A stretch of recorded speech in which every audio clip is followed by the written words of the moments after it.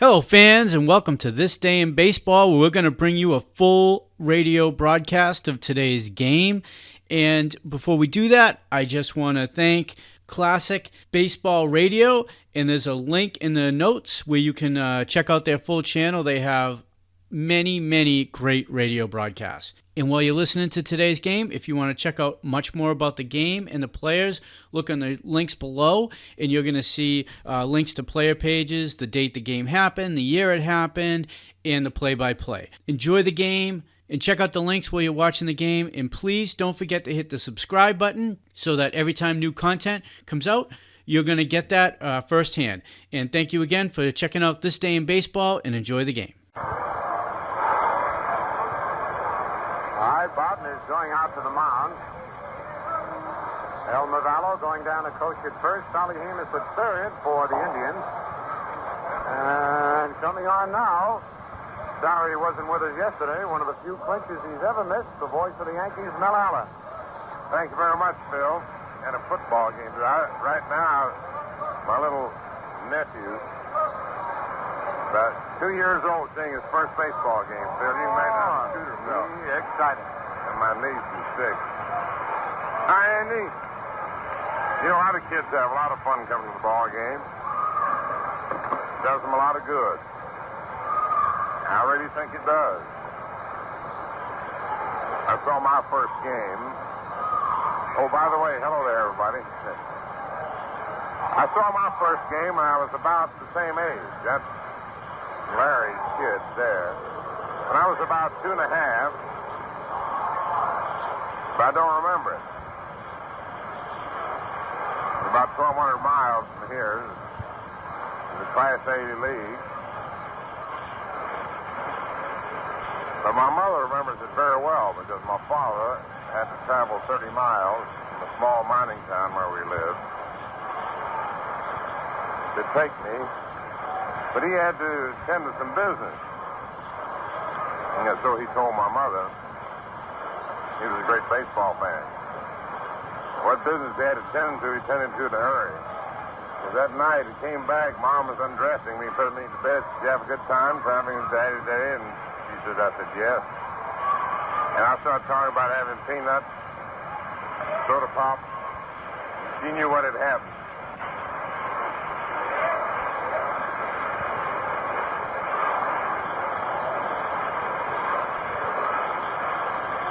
Well, we're all set to go. I knew that the clinching would take place the day that I had to do my first football game. If it took place, that is.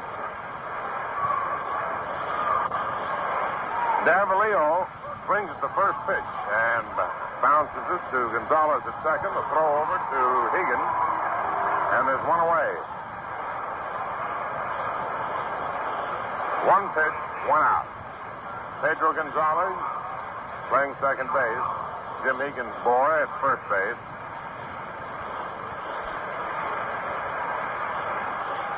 Mike Higgins. They were asking me about him yesterday up in Worcester, Massachusetts, where we were televising.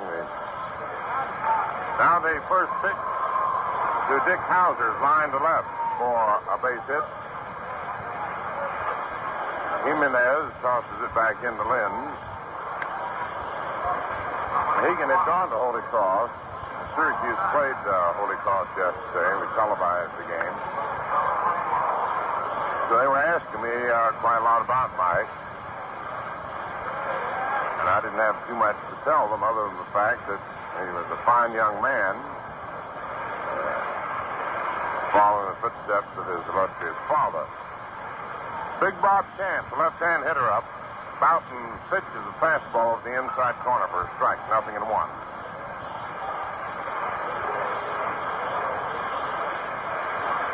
Jim Boughton.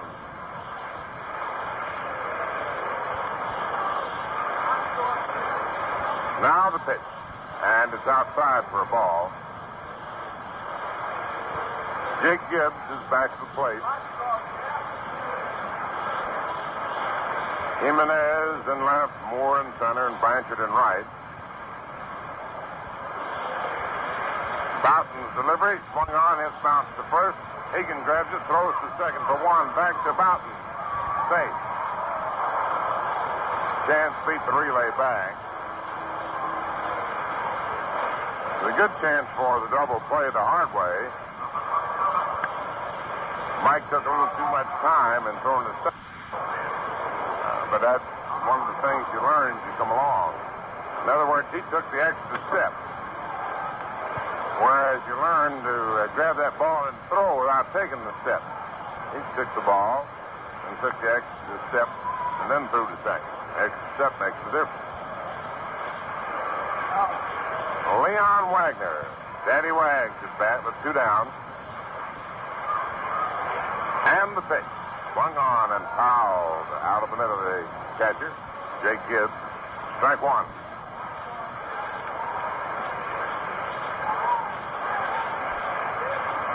Tito Francona is on deck. No balls, 1 strike. And the pitch is high and away for a ball. The count is 1-1. 1 ball, 1 strike. Hector Lopez playing third base, where he has on occasion performed. The delivery swung on and fouled back. 1-2.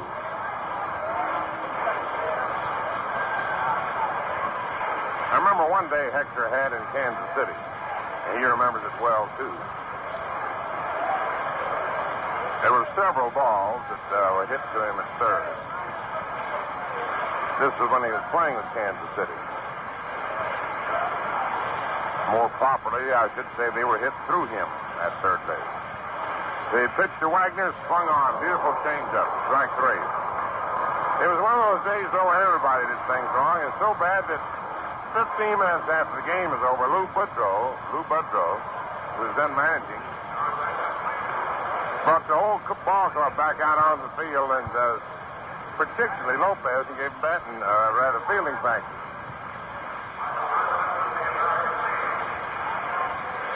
No run, 1 hit, no errors, and 1 left on. At the end of the first half, the first inning, Cleveland nothing, and New York coming to bat. You've heard many times before, and it's so true. It's what's up front that counts. You know those well-known Winston words? They tell you that up front, ahead of its modern filter, only Winston gets you filter blend tobaccos. Fine golden tobaccos, specially selected, and then specially processed for the best taste in filter smoking. Well, if it's what's up front that counts, it's who's out front that proves the point, and that's Winston. Way out front is America's largest selling filter cigarette by far. Yes, people who know and enjoy filter smoking have made Winston their overwhelming choice.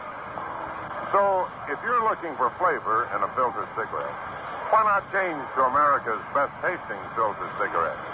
The only one with both a modern filter and exclusive filter blend up front. Join the swing to Winston. Winston tastes good, like a cigarette should. Now it's the last half of the first inning. Bill Linz will lead off. Jake Gibbs on deck. Elvio Jimenez on deck. And doing the pitching is Louis Tiant. We are awaiting the arrival of the Indians catcher, Duke Sims.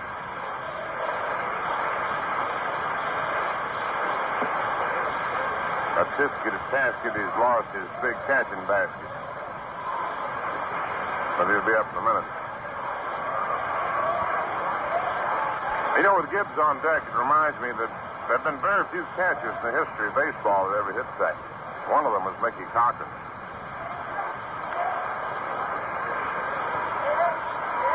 That's about as far back as I go without doing some research.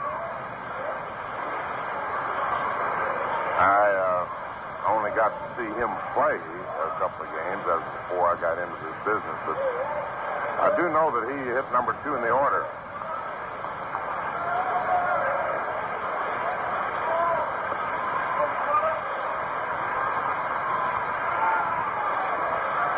All right, we're ready to go. And here's Phil Linz.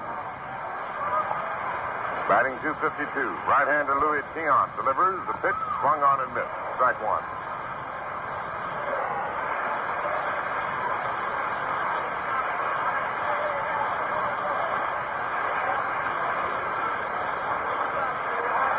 The pitch is swung on and fouled off to the right of the plate for a strike.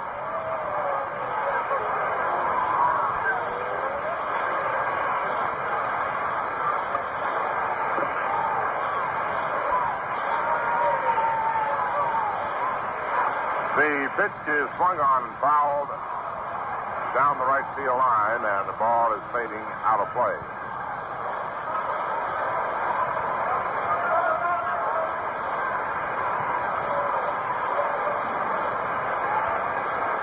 Louis Tiant with a record of 10-4. 1-1 against New York.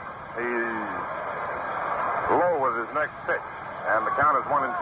Tiant's first major league appearance after being called up by the Indians was against the Yankees in this ballpark, and he shut them out. And the date was July 19th. He pitched a 4-hitter. The pitch swung on and missed. Strike 3. Phil Linz strikes out. As a matter of actual fact, I would say that the two most outstanding new pitchers in the league, having been brought up after the middle of the season, were Tiant and Stottlemyre. Tiant's opening start against the Yankees here, he beat them 3-0. He beat Boston, lost a 1-run decision to Washington. Jake Gibbs takes it on outside. Then he beat Detroit. No decision against Washington. He beat Minnesota, blanked the Angels, lost to the Twins. Then he beat Kansas City, L.A. The pitch swung on, hit sharply to first on a hop to Bob Kent. Steps on first, retired Jake Gibbs. Unassisted, 2 away.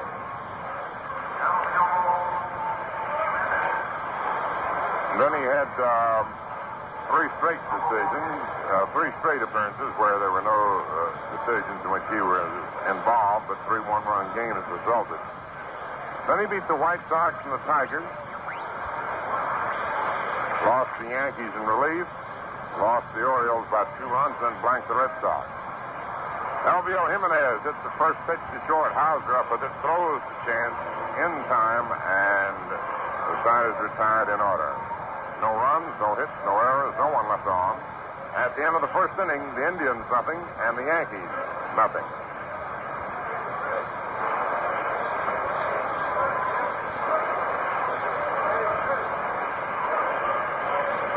Jake Gibbs batting second. I turned my mind back to the days when I was at college. I know that Mickey Cochran, he managed the Tigers. We have no way of checking all batting orders. And let's see, it was somewhere around 34. We have no batting order there, except the World Series book, Bill. It may have it. If you look up the 34, 35 series,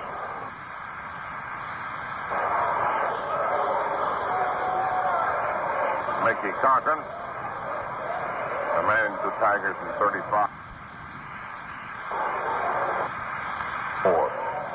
Cardinals beat the Tigers in 34, 4 games out of 7. Dizzy Dean winning 2 games, and Paul Dean winning 2. Mean Paul. That's all. The next year, the Tigers beat the Cubs 4 games to 2.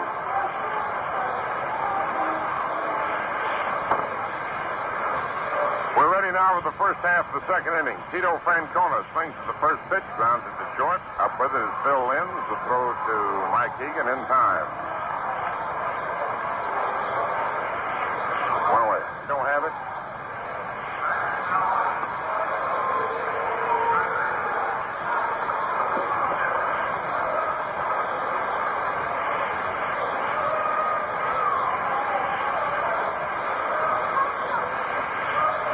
Fran Corner grounds out to short. Now coming up is Max Alvis, hitting .252, right-hand batter.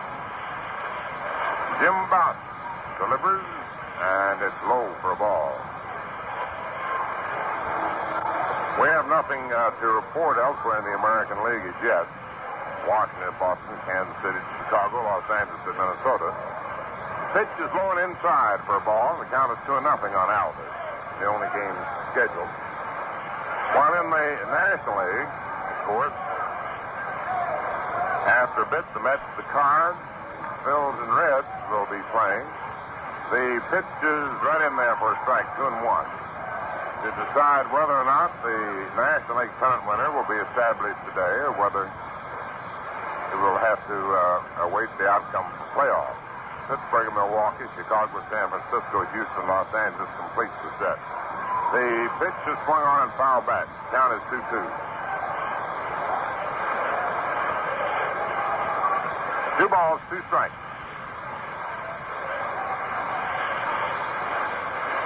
Jim Bouton's 38th appearance, his 37th start. The 2-2 delivery changeup is swung on and popped high in the air into left. Jimenez comes in under it and makes the catch. 2 away. Jimenez.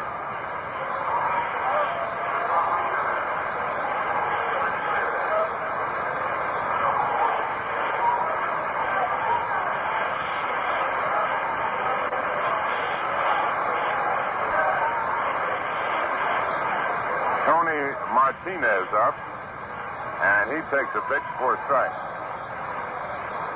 You know, there are many names which become anglicized, even if not publicized.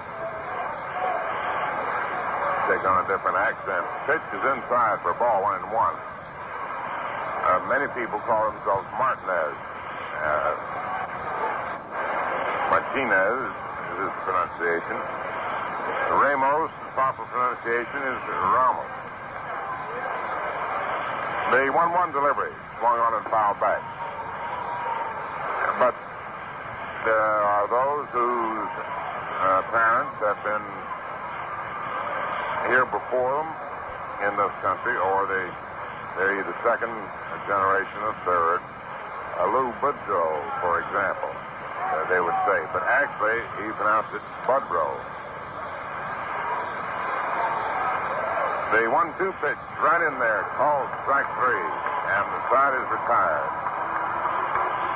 No runs, no hits, no errors, no one left on. And at the end of an inning and a half, Cleveland nothing, New York nothing. You know, friends, when it comes to flavor in a filter cigarette, it has to come from the tobacco end. Yes, for flavor and filter smoking, it's what's up front that counts. If a filter cigarette hasn't got it there, let me tell you, it just hasn't got it at all. Let me tell you this, Winston's got it. It's really got it. Up front, ahead of a modern filter, Winston, and only Winston, gives you filter blend. Filter blend means fine golden tobaccos, specially selected and then specially processed for the very best taste in filter smoking. Modern filter and filter blend up front. No wonder Winston is America's largest selling filter cigarette by far. So if you're looking for good taste in a filter cigarette, change to Winston. Discover for yourself what millions of other filter smokers know. Winston tastes good, like a cigarette should.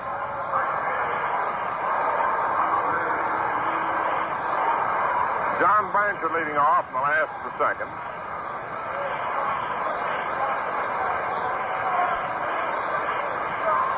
Louis Keelan. And there's a name that conjures up elements of proper pronunciation. Changeup is swung on and lined back through the middle for a base hit. Johnny Blanchard singles to center, and up comes Hector Lopez.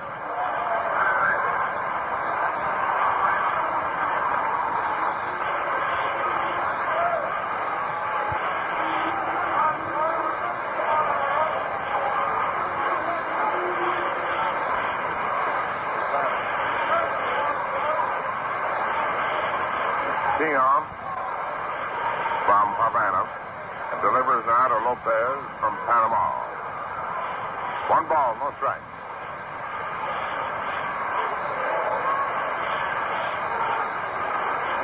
Of course, Spanish and French are based on Latin as part of the Romance languages.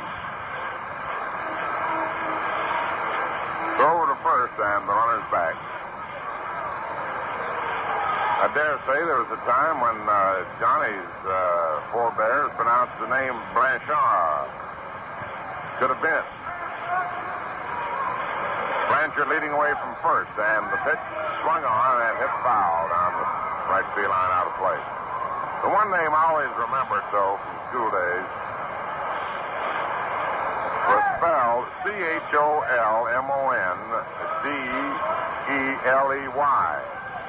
It was a course in public speaking, and the way they pronounced it in England was Chumley.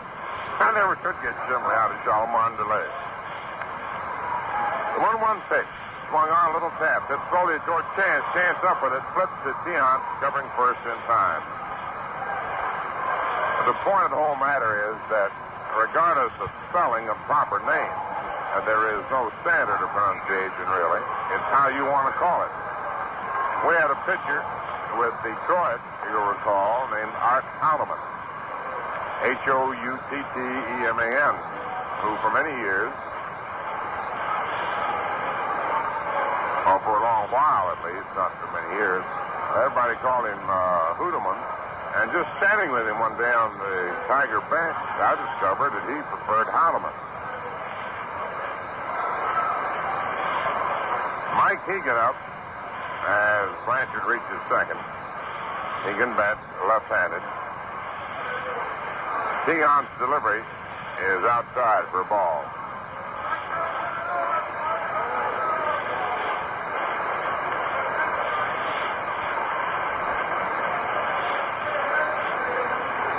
It isn't how you spell it, it's how you pronounce it when it comes to proper names. 1 ball, no strike.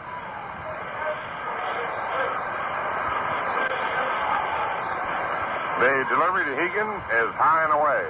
Ball 2. 2 balls, no strike.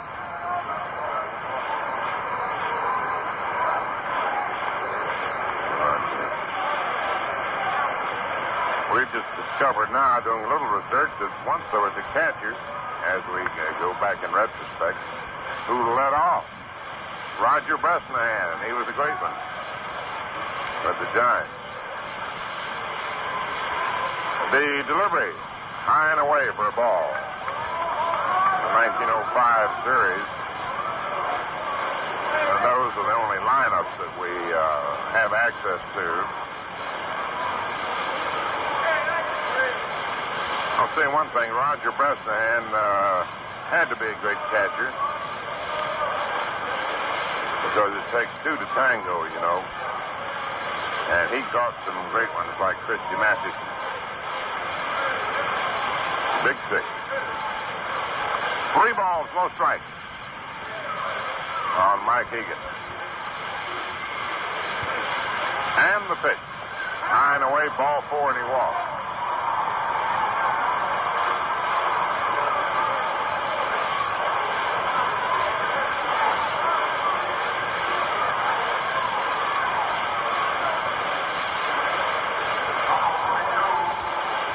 Now Pedro Gonzalez.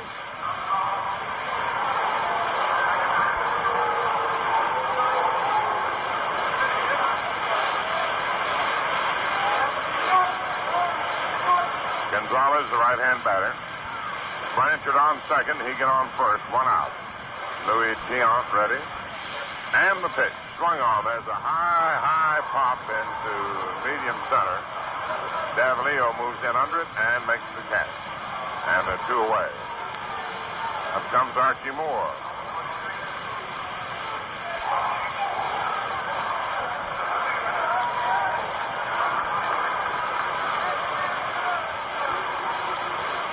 Bill Dickey hit 5th. Gus Mancuso 6th.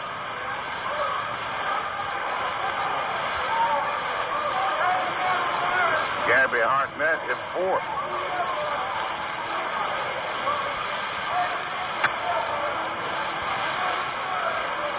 pitch to Moore is in there for a strike. Hartnett hit fourth of the Cubs against the Tigers at the time that Cochran hit second for Detroit.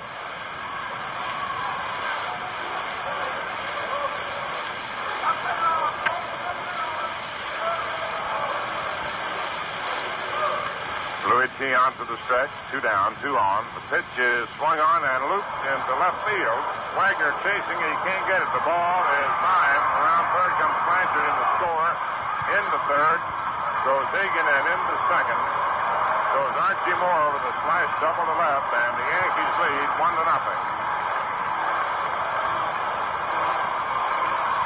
That brings up Jim Bouton.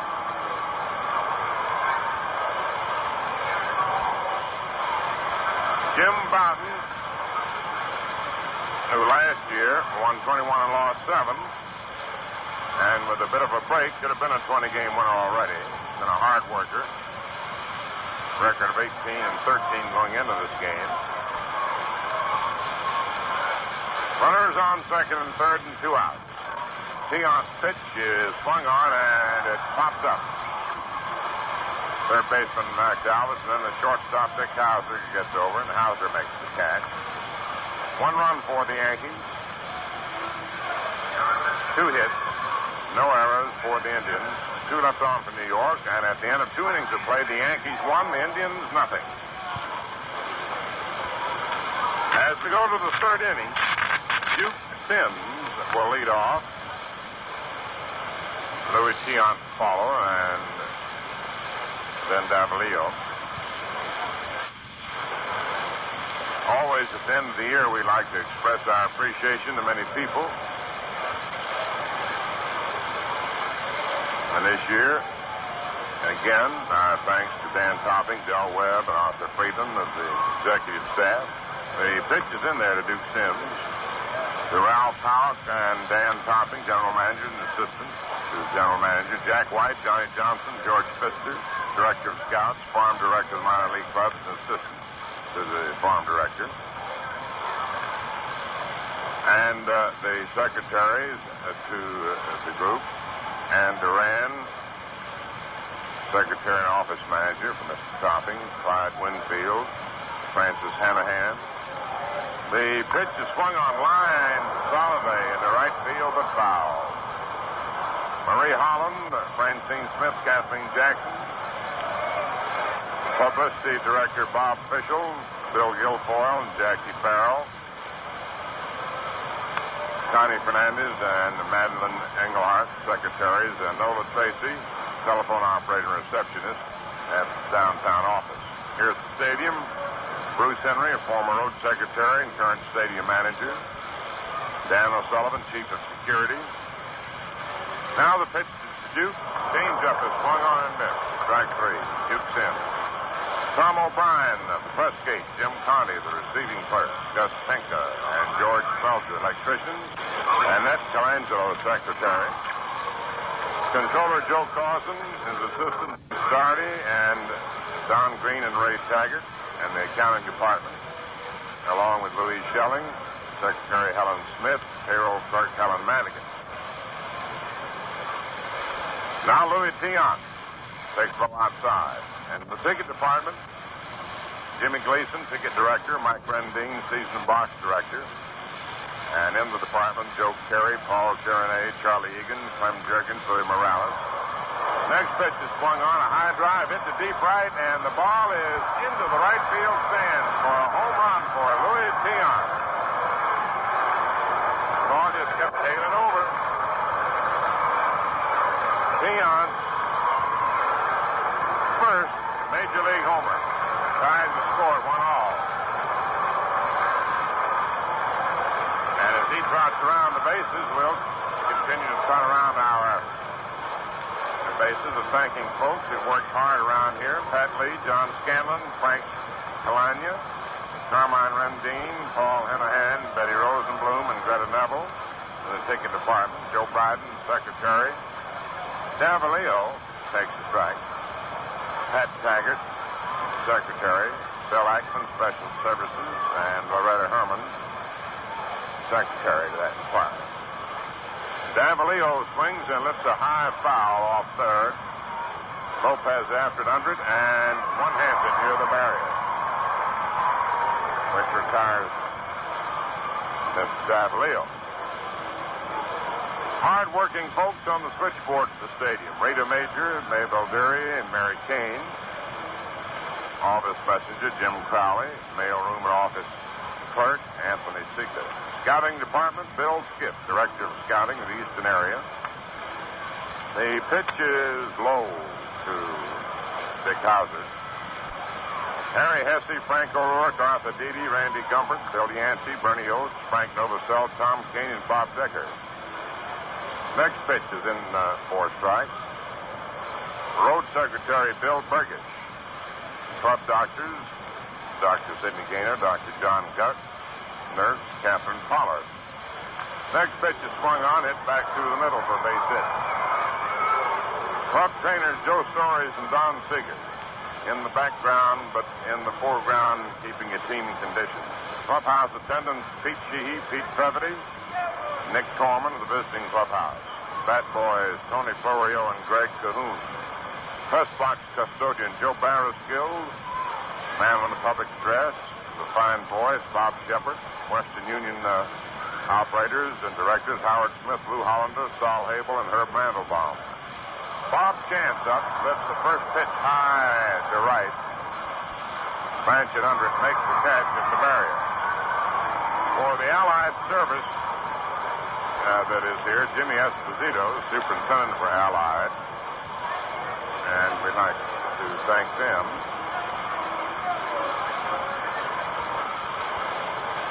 At the end of 2.5 innings, 1 run, let's see, 1 hit, no errors, 2 hits, no errors, and 1 left on. The Indians 1 and the Yankees 1.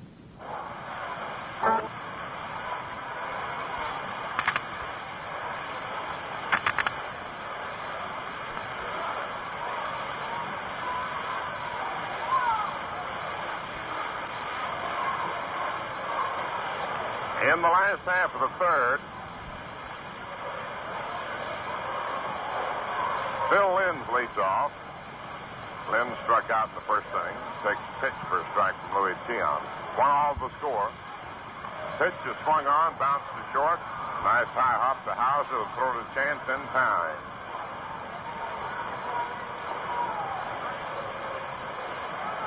To those who have served a lot of the folks here in the stadium, the Automatic Canteen Group, Warren Britcher, the operations manager, our thanks to him. To those in charge of the stadium club personnel, Johnny Vogel, Gene Kilmurray, supervisor and steward.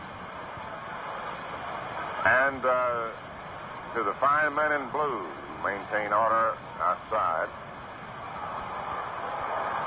Jake Gibbs fouls the ball off to the left of the plate. Assistant Chief Inspector Pat McCormick, Deputy Chief Inspector Jeremiah Brennan, Captain Peter Nesdale, Lieutenant Jim Skenyon, Sergeants Richard Saxon and Mike Murphy, and Harold Wiegand. Patrolman, here's the pitch. Swung on and missed. Patrolman Mike Shine, Joseph Gravius, Vito Dedabo, and Sal Bondisuto. Transit Police Chief Thomas J. O'Rourke. Now the next pitch, Jimenez swings on it. It's a high fly to right. It's caught right at the line by Tito Francona to retire the side. I'd like to thank our TV crew, Jack Murphy, Don Carney, Jim Hunter, Stan Palisic, Louis Clement, Frank LaProcha, Andy Barreca, Cal Calamera, Adrilio Cristabile, Walter Booth, and Lou Moulette. Dan Sullivan on audio, Frank Galasso, and Bert Pretorius. That takes care of just about most everybody, but not everybody. Always miss a few. No runs, no hits, no errors, no one left on. But without these people, you don't do your job.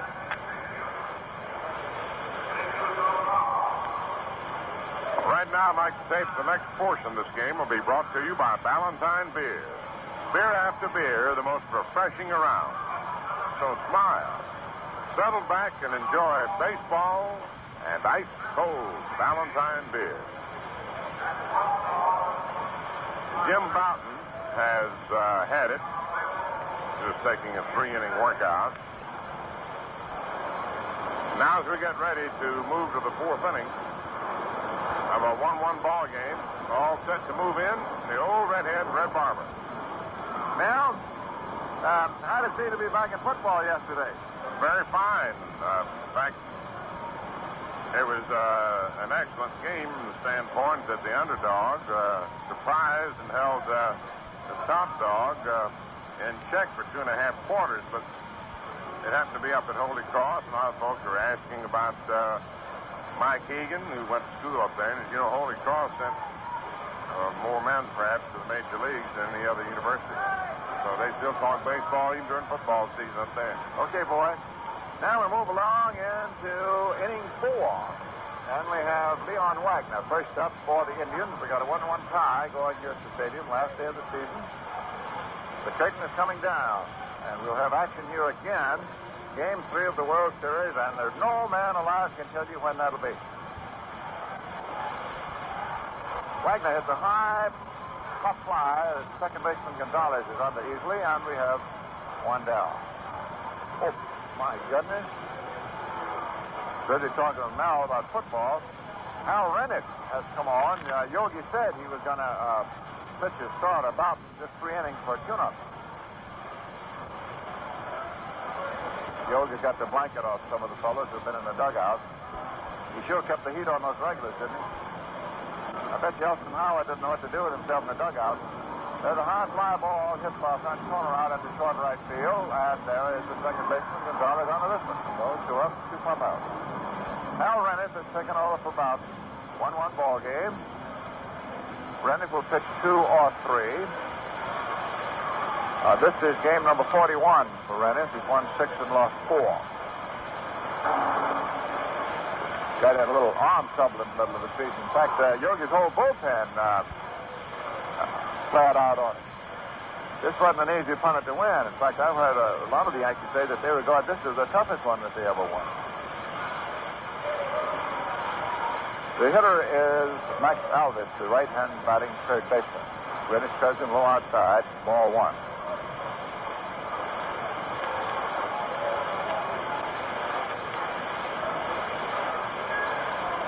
Hal Rennick. Curve swung on. There's a high pop-up in the short right field. There's Gonzalez out underneath it, and he tries a rocket. 3 putouts in an inning. Isn't that something? How about that? And the score at the end of 3 1/2 remains the Indians 1 and Louis Tiant 1. Valentine beer. Valentine beer. Valentine beer. It comes off the ice sparkling cold. Valentine beer. Valentine beer. It's smooth and satisfying all the way. Valentine beer. Valentine beer. Go ahead. Enjoy the best. You get a smile every time with a Valentine. Won't fill you up, won't let you down. The crisp, green taste of a Valentine.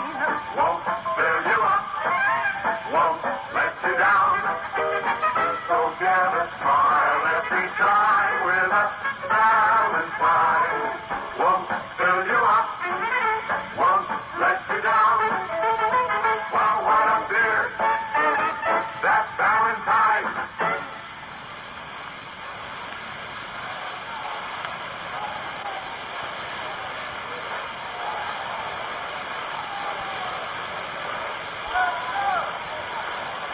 Now we're getting ready for the last of the 4th inning. Johnny Blanchard, who's in right field this afternoon, singled in the 2nd inning for the Yankees' first hit, moved up on an infield out, and scored on Archie Moore's double for the Yankee tally. The Cleveland run was a home run by Louis Tiant, which he hit in the right field stand, opposite field, 3rd inning. Pitch is over for a strike to Blanchard. Blanchard hit a change of pace in the 2nd inning. Fastball is over, strike 2. I bet you Tiant doesn't throw him a change of pace here in the 4th. These pitchers are very superstitious. You hit something off of them and you don't see it again. Two-strike pitch, go outside. I remember one time during a World Series between Cincinnati and Detroit. At that time, for the Tigers, they had a big right-hander named Bobo Newsom, who was one of their star pitchers, then still in his prime. He was very superstitious. One of the things he'd do is he would not step on a foul line. There's a high foul back out of play. You could see he'd break the step. He stepped, and he didn't even step forward. He made a big step over, as though it were a log or something over the foul line when he was going to the mound or back from the mound. And I just got the notion I'd sort of do a little feature, on superstition on ball players. And Hank Gowdy was coaching for the Reds, and he was the most superstitious man in baseball since George Stallings of the Miracle Braves. And that is saying plenty. Gowdy was a cautious. His superstition was something that took a college professor to keep up with. Such go outside ball. For example, if Gowdy had breakfast and the ball club won, he would have breakfast at the same place, sit in the same chair, and have the same breakfast again the next morning, unless the team went out of town. Pitches outside, ball 3. He would go to the ballpark the same way, without any deviation. He had another thing he had, which was rather expensive superstition. If the ball club lost a real tough ball game, he cut up the necktie he wore.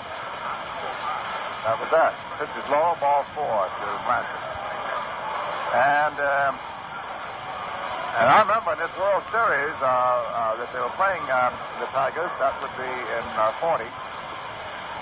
Gowdy wore a necktie, and the Reds lost the ball game, and he cut it up. Cincinnati, with Bucky Wallace, won the second game. He wore a tie that day, and then he saved it. He didn't wear it the next day, and Detroit won.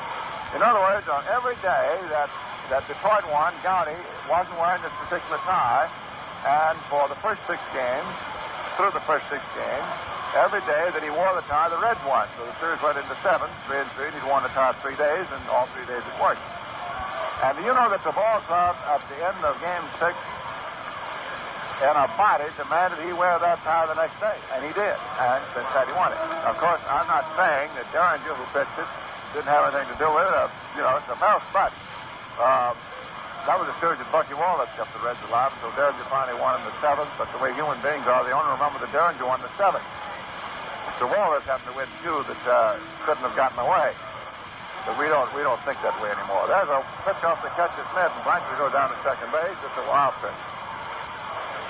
Well, I'm going to get this superstition in yet. If it kills me, it's the last day of the season, my only chance.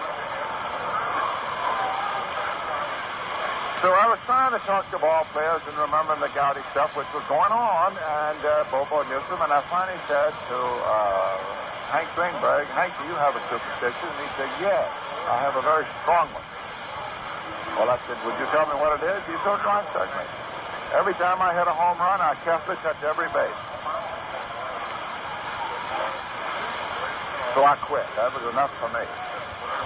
That ended the column. We got Hector Lopez up there, 2 ball and no strike count. Louis Tiana right-hander curves him, another foul back. If almost hit my sidekick, Jackie Brown. I wonder if it did hit him. Jack was just coming down the steps. I was standing over by the water cooler, and he wasn't looking.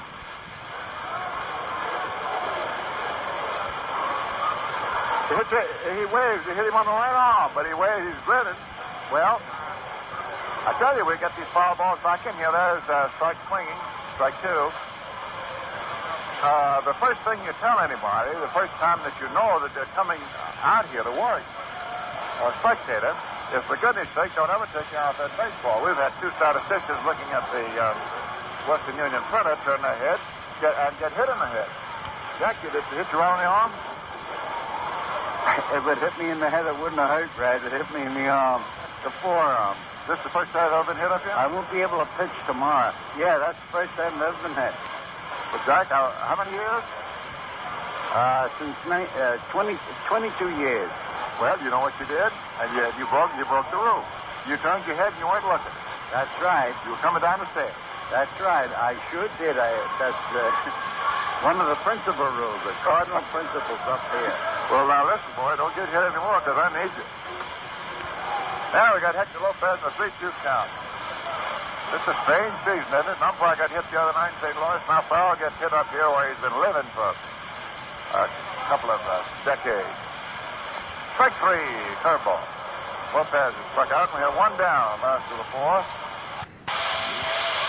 And here's young Mike Hegan, who was walked in the second inning. Looking for his first major league hit. He's only had one official major league at bat. And that almost was a big one. You remember? He pinch hit. Hit a big high drive. It looked like it was going right in the Yankee bullpen where his daddy is the boss. And then the right fielder out there for the opposition jumped up and caught it. Yes. Got a law degree in college? I don't believe anything of 1 and 1 equals 2. In fact, as you know, many times they come in correction on the ticker. Yeah, but normally... No runs instead of 1. Yeah, but normally you just come over and say, bunting and security. Yeah, but then when you have to come back and say there's been a correction on the ticker, people don't believe it. Some people don't, or they don't believe the wind will hold up a ball either. Well, let's say this. There is one thing that is definite that's a fact, and that is when it rains, huh? Yeah. Okay, officially, Louis Tiant is pitching for Cleveland, and he's 1 and 1 right now with Mike Hegan. We can see him. We saw McDowell, too, one year. We got runners at second base and a 1-1 ball game. Tiant right-hander. Hegan hits the ground. Foul past the first base coach, Jimmy Gleason. Boy, this thing in the National League where, of course, it was simplified a quarter. When the Cubs beat the Giants yesterday, which, of course, does not help Alvin Dawg any. But anyhow, San Francisco's out of it. But if the Cardinals get beat by the Mets, and now after what the Mets have done in 2 days, what can you say what won't happen? There is strike 3 swinging, and Hegan is struck out by Tiant. That's his 4th strikeout. This is a real tough major league pitch at Tiant. He's after his 11th win. He's only been up half a season. He's got a contract to negotiate. The Indians want to beat the Yankees anytime they can. You know what the Yankees have done to them this year? They won 15 out of 17. Bergatevich says it's simply indecent. There was one thing about it, though, that's encouraging. The only plus thing for Cleveland I can think about. There's Gonzalez swinging. Tebbets had a real heart attack in the spring, and the doctors in that great blizzard said he wouldn't manage again this year. But he's been managing since the middle of the summer. And if he were going to have a relapse, the Yankees would have done it to him a couple of times. So at least he feels he suffered that, especially those 4 games and 2 nights at Cleveland. Now the throw back to second, not in time. Blanchard had come back in with a hand. So at least Tebbets, has this extra confidence that he can now go home for the weather. He can stand anything after what's happened with New York. But also, seriously, Cleveland is trying to finish in a tie with Minnesota for 6. If the Twins lose and the Indians win, it will be a tie. And the way human beings reason and look at things with their eyes, it looks so much better to finish in a tie for 6 than to finish 7. Pitch it over for a strike. Strike 2. So, Tebbets didn't let a man go home, and he's got them all out here today.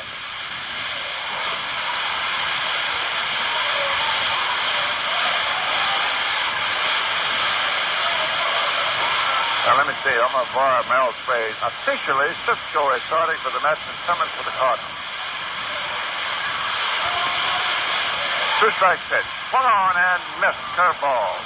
So Tiant, after giving up the walk and then wild pitching, struck out 3. And the score at the end of 4. Cleveland 1, New York 1. What we're trying to say is if the Mets beat the Cardinals and the Phillies beat the Reds, we've got something that never happened before. And, of course, that's one of the charms about baseball. You can never tell what will happen, and there's always something coming on that never happened before. I don't think the mathematician is alive that could figure and I don't care if he had a dozen slide rules, the variations of baseball on a season schedule.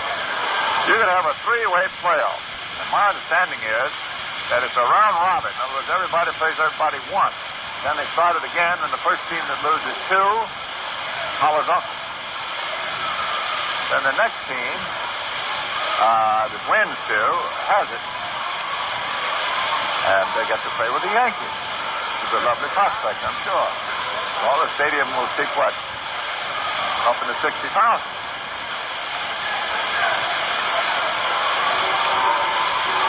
Be surprised how somebody going for a World Series votes for the other fellow who's got the big ballpark.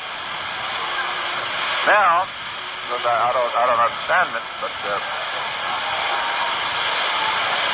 if the Cardinals win and the Reds lose, St. Louis wins. If the Reds win and the Cardinals lose, Cincinnati wins. Johnny Johnson, let's see if we can get this to a personal situation that we can all translate much more simplicity, say nothing but equanimity. Johnny Johnson has drawn the assignment for the Yankees to go to the opposing town. There's the first pitch now to Martinez, the ground ball to short and through. Hector Lopez, the ball went into the hole. Lopez flagged at it, and Lindson tried to back him up, and the ball goes through. Let's see how they score it. They're charging Lenz an error, which is real rough on the last day of the season because Lopez had, first of all, shielded the ball and maybe had possibly touched it. I couldn't say for certain, but Lenz was only backing up in the hole.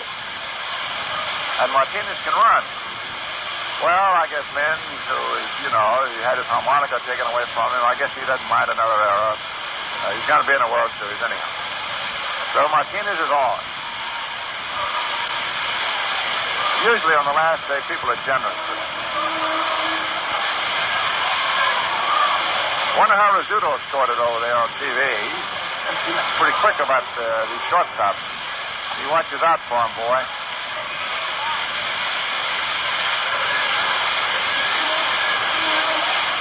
The pitch to this young catcher, Duke Sims, big 6 foot 2 inch, 200-pound left-handed hitter, is outside ball two. He was struck out in the third inning after hitting, as they say in the state, a foul ball home run. He almost had it. He's looking for his first major league hit. He's 0 for 2. Swings on a curve, and there's a high fly ball into short left center. Marcy Moore coming over, and the center fielder makes the catch. So we have one gone. Now we have Tiant, the pitcher who hit the home run for himself, his first major league round trip in the third inning.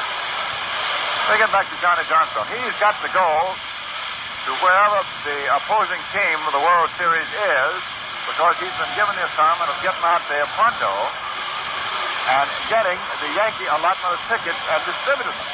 Now, that's an important job and a big job. But now, where's Johnny going to go? He's out here with his suitcase, looking at the scoreboard, and they haven't even started playing. Now, the ball attempt by Tiant, the home run hitter. Strike one. Foul tip. So, I know that the road secretary, Bill Burgess, is, he's in consultation with 7 or 8 airlines. And Johnny may not go anyplace. He may go back home if they start on a playoff, so you won't know for a while. Curve, bunted back foul again, strike two. Or he may go to Philadelphia. That won't be so tough. He might go get his car and go down there. But he might go to Cincinnati. Well, he wouldn't go to Philadelphia tomorrow, though, would he? That'd have to be a playoff. They'd have to win it. He might go to St. Louis. So John told me the only thing that he knew to do was just kiss his wife when he left home and tell her goodbye.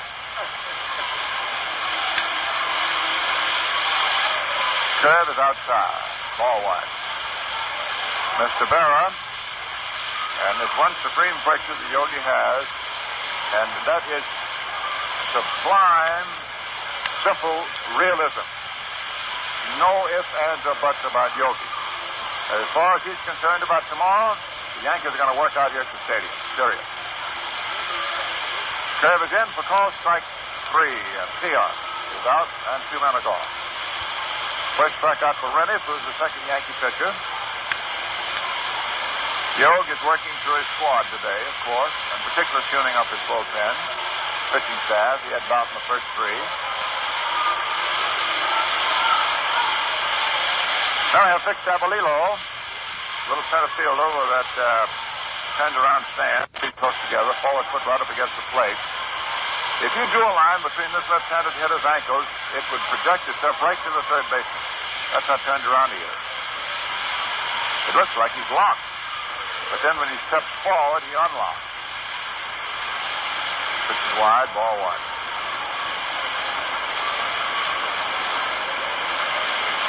1-1 tie out here. National League is getting ready to go. Pitch is over for the strike. They won't be playing for another 3 or 4 minutes. You want the pitches again? Official starting Cisco for the Mets. Boy, I bet this signal stayed up all night laughing. Simmons for the Cardinals. And Philadelphia, Cincinnati, Bunning for the Phils, and Titoris for the Reds.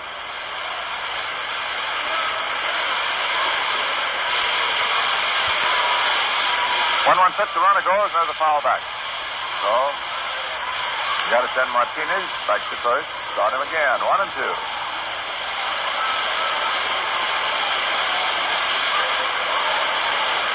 Charlie Hemus coaching down at third.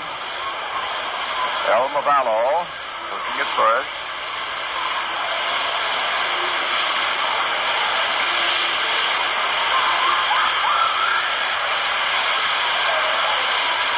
Al Rennick in his second tune-up inning delivers, curve, fouled off.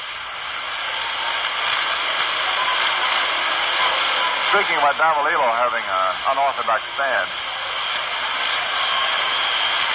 it doesn't make any difference what sort of a stance you have as long as you hit the ball. Now, if you've got a funny stance and you're not hitting, then they're gonna monkey with you and change you around. But if you're hitting it, they're gonna leave you alone. I think one of the great examples was a 16-year-old kid came out of Louisiana, and he threw his right foot, he was left-handed batter, he threw his right foot up about as high as his shoulder. There's a high fly ball in the short left field. Jimenez coming under, and he has it for the out. And this fellow is throwing that foot way up there. Nobody had done that before, but he was hitting the ball. And Mr. John McGraw says, don't anybody change it. And that fellow was Malat, and to his last at-bat, he threw that foot up there. And at the end of 4.5 innings, the score remains Cleveland 1 and New York 1. Valentine beer, Valentine beer. You wrap your hand around an icy cold glass of it. Valentine beer, Valentine beer. You taste it, crisp, clean, refreshing. Valentine beer, Valentine beer. Won't fill you up, won't let you down. You get a smile every time with a Valentine. Won't fill you up, won't let you down. The crisp, clean taste of a Valentine. Won't fill you up, won't let you down. So get a smile every time with a Valentine. Won't fill you up, won't let you down. Wow, what a beer, that's Valentine.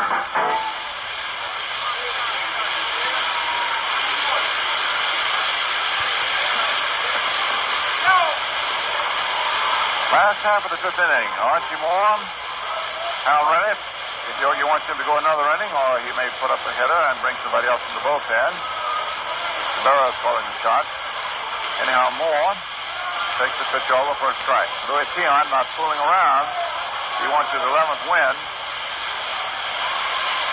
He wants to finish going away. He wants to finish one game up on the Yankees. There's Rennick coming out on deck, so that settles that. There's a pitch going on a high curve. Strike two.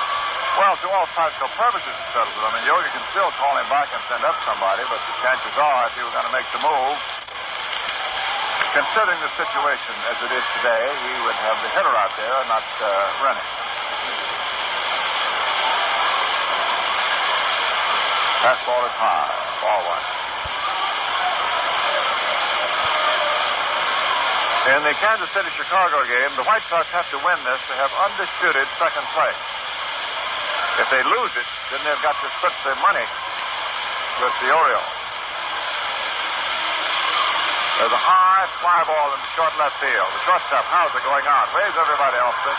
Makes the catch. That is all for more. Well, Yost does change. He pulls Rennick back and puts up Craig. I guess Yogi has gotten so accustomed to playing it close to his chest, he can't change the last thing.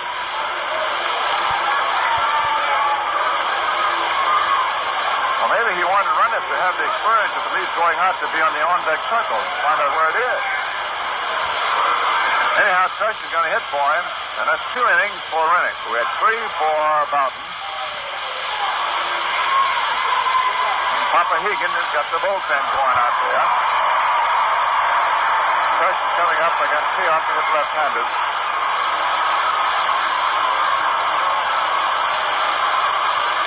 Last half of the fifth. 1-1 tie. Outfield toward right. Tush cuts and pops it up. The third baseman is digging. He's going back. Aldridge. Wait, gets out of the way. The shortstop comes in behind him for the catch in fair ground, and we have 2 down.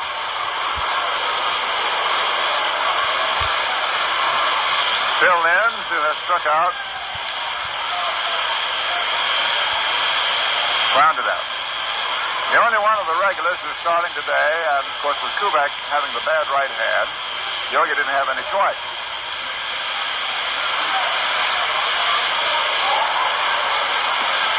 Fastball over for a strike. 0-1. Lenz has really been a valuable fellow this year. He picked up slack at third base at shortstop. With the ground ball to the right side. The first baseman is up with it over to the pitcher covering in time for the out. And the side is retired in order. At the end of 5, the Indians 1 run, 3 hits, and no errors. The Yankees 1 run, 2 hits, and 1 error.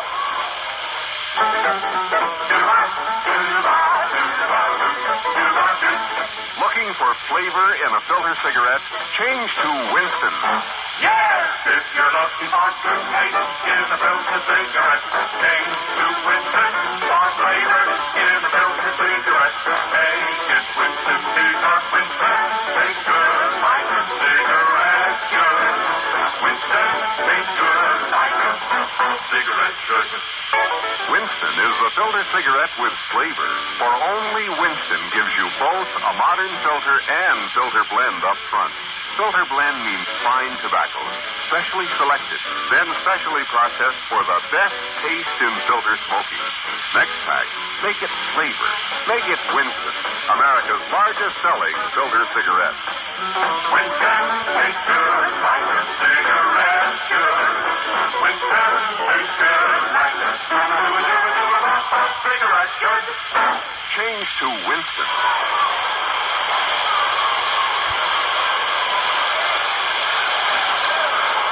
Well, let's see. This is the end of the fifth. Mel Stottlemyre's come on to relieve. This is the last day of the season. So, on the big flagship station in New York, this may be my last opportunity this season to say the deathless phrase, we pause for station identification. You're listening to New York Yankees baseball over WCSS 1490 on your dial in Amsterdam, New York.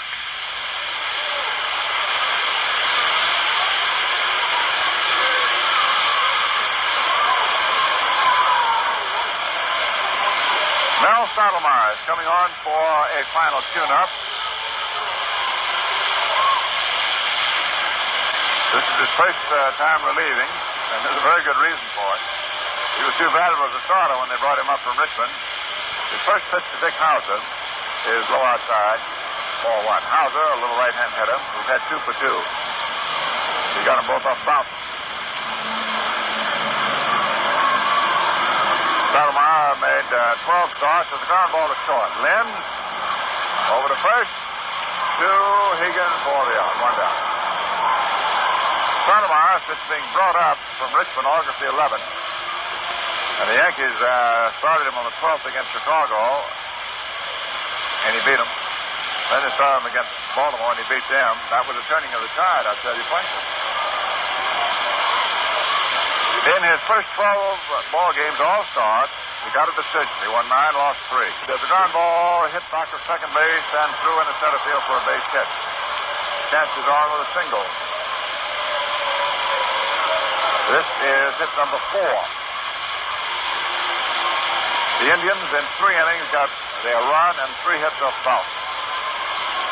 Nothing off Remington 2, and now in a third of an inning, 1 single of Stoudemire. And here is Wagner, who struck out and popped up.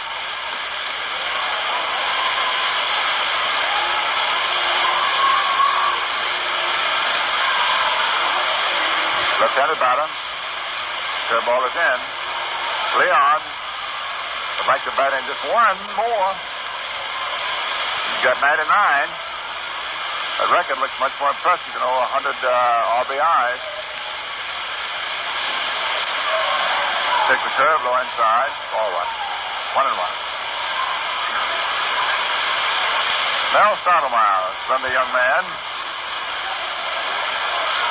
who practically had to plead with the Yankee scout to sign him. He signed for nothing.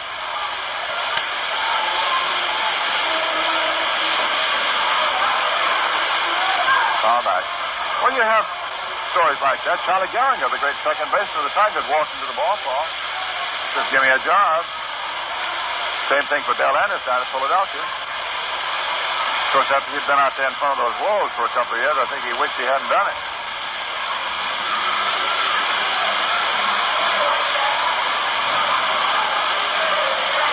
One-two pitch. Low inside. Ball 2.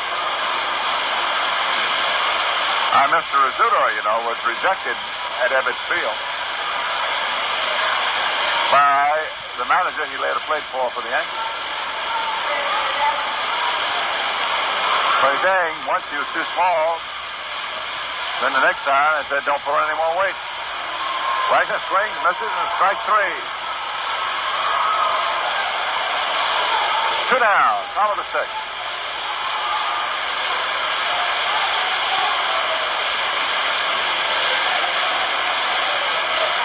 Over in the National League, along the turbulent Mississippi, it is Cisco going against Simmons. And alongside, here's a pitch out of Frank Sona. Ball 1. The beautiful Ohio. They failed to score at Cincinnati, their first at-bat. That's the first we've had outside of the official starting pitch. Running against the Tories. No score for Philadelphia. A bounce ball right back to Stoudemire. He recovers over the first, and that's the third out. No runs, 1 hit as Stoudemire tunes an inning. Score at the end of 5.5. The Indians 1 and the Yankees 1. Valentine beer, Valentine beer. It's crisp and clean like no other beer. Valentine beer, Valentine beer. Shines through the glass like frosted gold. Valentine beer, Valentine beer. Turns your thirst to a smile. You get a smile every time with a Valentine. Won't fill you up, won't let you down. The crisp, clean taste of a Valentine. Won't fill you up, won't let you down.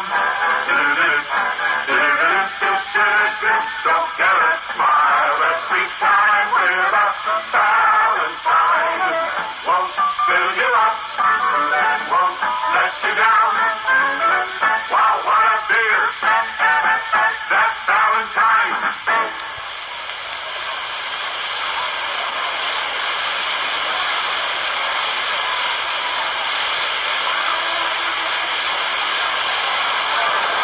The last half of the 6th inning, a 1-1 ball game here at the stadium.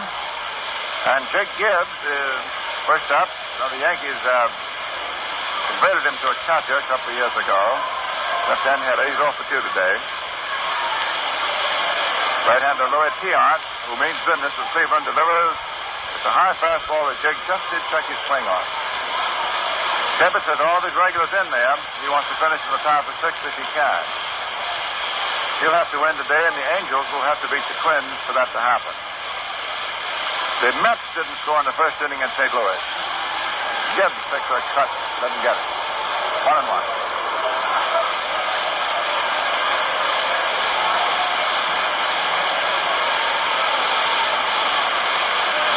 Cazzetti coaching at third. He's getting ready to go into his 23rd World Series.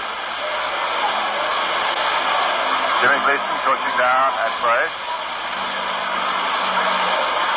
Gibbs cuts on a pitch high, strike 2.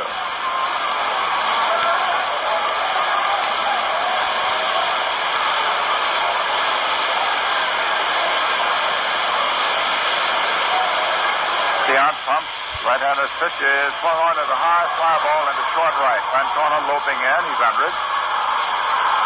Easy play and 1 out. The Yankees had 2 hits. They got him in the second inning when they got their run. Blanchard's single went up on Lopez's infield out and scored with 2 down on Moore's double to the opposite field, left field corner.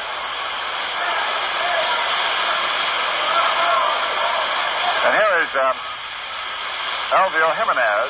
His older brother is playing with the Athletics. Right-hand batter takes the pitch outside, ball 1. At the end of the quarter, it's the Browns 7 and the Cowboys nothing. As we move over to football, there's a base hit into center. And for Jimenez, this is his first major league hit. Single in center field. Hit number 3 for New York. At the half, the Eagles 14 and the Steelers nothing. And at the quarter, the Cardinals 14 and the Redskins 3. So that gets up to date on the pro football picture. The Mets fail to score their first lick at St. Louis, and the same for the Phils at Cincinnati. And that's how that one stands. This one here at the stadium is 1-1. And here's Blanchard up. Single on the walk. Takes across the knees, low inside, ball 1. Left-hand batter, they play him to pull, decidedly into right.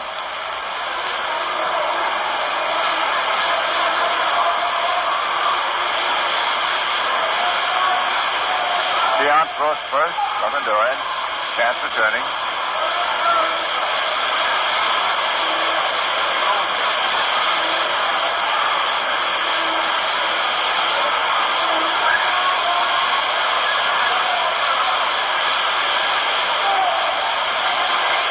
Ground ball into right field. Base hit for John. Jimenez around second base and holds on.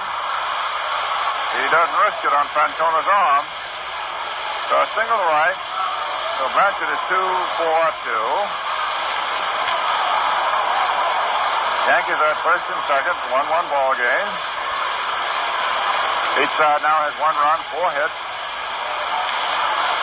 There's Hector Lopez, who came to the Yankees as a third baseman, and they converted him to an outfielder. But today, in the finale, Yogi has got him at third.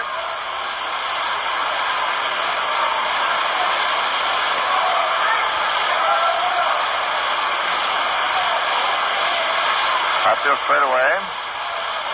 Lopez with a turned around stand.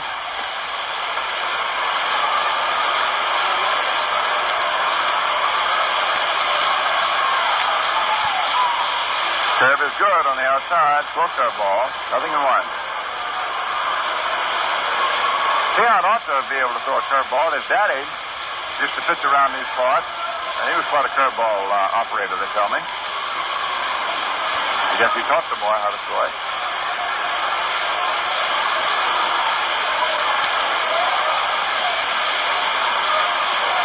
A good curve again on the outside. Strike 2.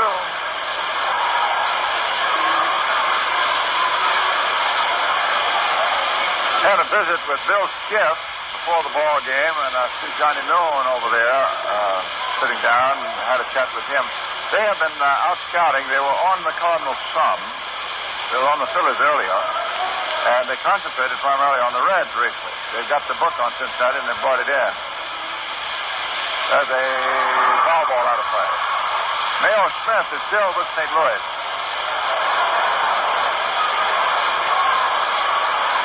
And so you don't think that it's a weighted seesaw. The Yankees have been well scouted by anybody who wanted to look at them. It's an open part of the business. Same thing about football. In fact, football's gone so far now as coaches now swap game films with each other.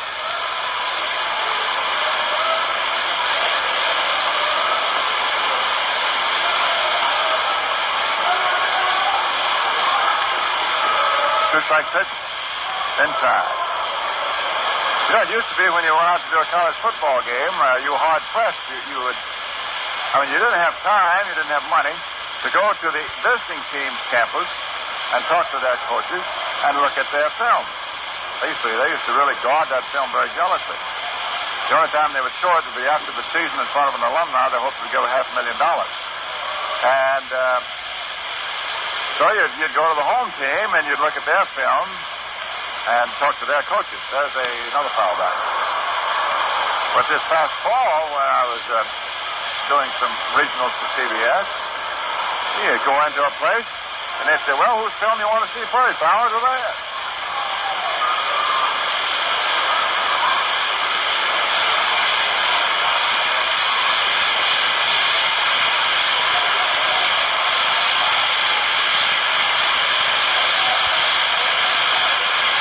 One ball, two strikes. One out. Yankees at first and second. 1-1 ball game. Louis Tiant for Cleveland. He means business. Delivers. Fastball is in there good. And Lopez, who had been taking the curve, I guess he thought, well, he's going to curve me again, and he didn't. Now we have young Mike Higgins who's looking for his first hit.